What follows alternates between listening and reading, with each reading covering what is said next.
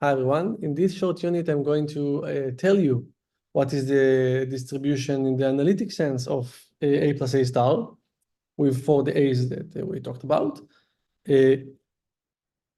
Namely, I'm going to tell you how to integrate against mu, what mu is. We can verify that. We'll verify that shortly, or at least sketch the verification. It's kind of technical and non-interesting. But later on in the next video, I'm going to develop the tool called the Stieltjes inversion formula that will allow us to figure out the analytic distribution ourselves from the moments, okay?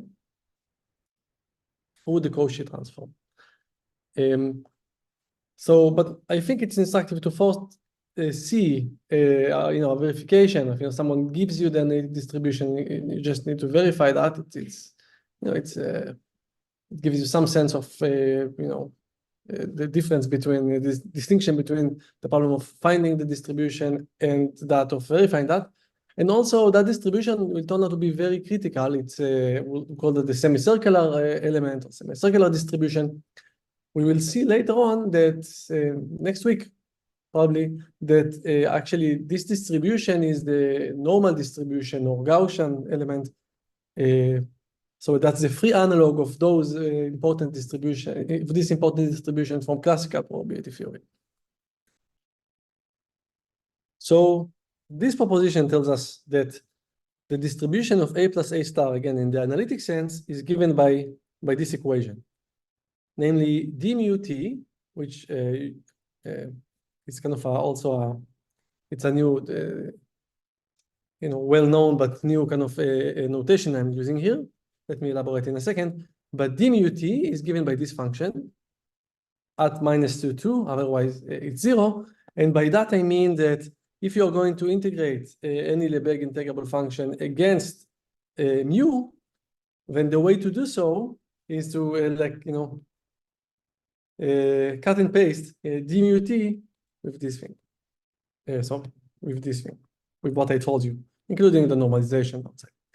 So namely, when someone tells you that the distribution is, and then it tells you d mu t, which is not precisely, was not actually formally defined, is given by this thing, it just means that when you want to integrate against mu, then you should integrate according to what I gave you using the usual integration of dt. Put differently, mu t is this function. This is the probability mass function. Okay, so what we really want to show, I mean, I just told you what is the distribution, but if you don't believe me, then what you want to show is that the moments, integrating the moments against this measure gives you the Catalan numbers. So let's see just how to do that. I'm just going to sketch the proof. So again, we are looking at this integral. And you look at this, I don't know if you're used to it, but if you see a square root of 4 minus t squared, you better, and especially in between -2 and 2, you better change variables. Take t to be, for example, 2 cosine theta. So this thing will become 2 sine theta. Once you did this change of variable, dt is -2 sine theta, right? d theta. And so you can change variables and you get this expression.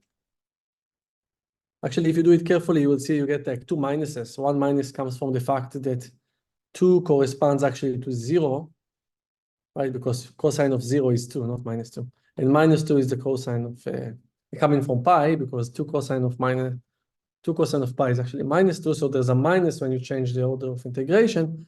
But then also this minus in the dt vanishes. So altogether you get this thing. And this expression you can write like that. You can write it as by changing sine squared to 1 minus cosine squared theta. You see that you have integrating 2 to the 2p plus 2 cosinus to the power of 2p plus 2 theta. And then you have, sorry, 2p theta, and then you subtract what I said before. So integrating 2 to the 2p plus 2 cosine 2p plus 2 theta, which if I'm going to denote by IP this thing, then really that is just IP minus IP plus 1. And now what you can check is that by integrating by parts, it's not so difficult. You can show that this integral is actually precisely power 4p times 2p choose p. And plugging it back here, subtracting, you get the Catalan numbers that you were hoping for.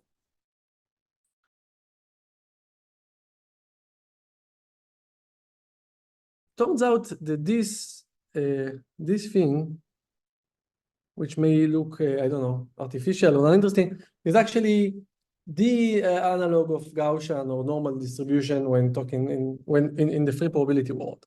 So what do I mean by that? So maybe let me just first, give you the definition and then say a bit more about it.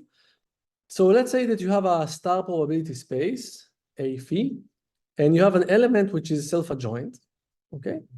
And what you know about this element is that its analytic distribution, note you don't have to say star analytic or star distribution because it's self-adjoint, and never mind. So the analytic distribution of A, assume that the analytic distribution of A is given by this expression, right? So this is the d mu t of A. Note that this is exactly what we had in the example when R was 2, okay? Of course, in minus RR, because we know the distribution is supported on the reals because it's a self-adjoint element. Then in that case, we say that A is a semicircular element of radius R. Okay, so in particular, and that's a nice exercise, if you try to compute the variance of A, you will see that it's R squared over 4, and just integrate, t squared against this measure. And so, when R is 2, this variance is 1, namely things are nicely normalized. And in such case, when R is 2, which was the example that we had, we call the element standard semicircle. Okay, so these are the names, and this is an object or a distribution that will pop up later on many times. And we will see that this is an analog to the Gaussian normal distribution, because, for example, we will prove a central limit theorem in free probability. When you sum up, say, IID elements in classical probability, they approach Gaussian, approach the normal distribution. It turns out that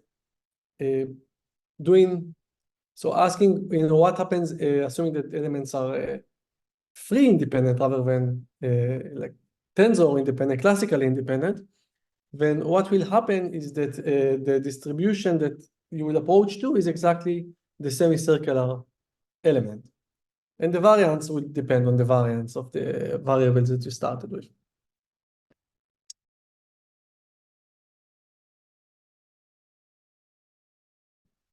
So in the next lecture, this was a short one. The next lecture, we are going to see the Cauchy transform and the Stieltjes inversion formula.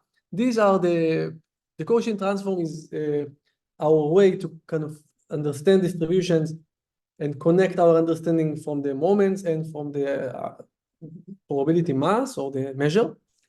And Stieltjes inversion formula will allow us to move from the Cauchy transform to the distribution. We'll talk about it next.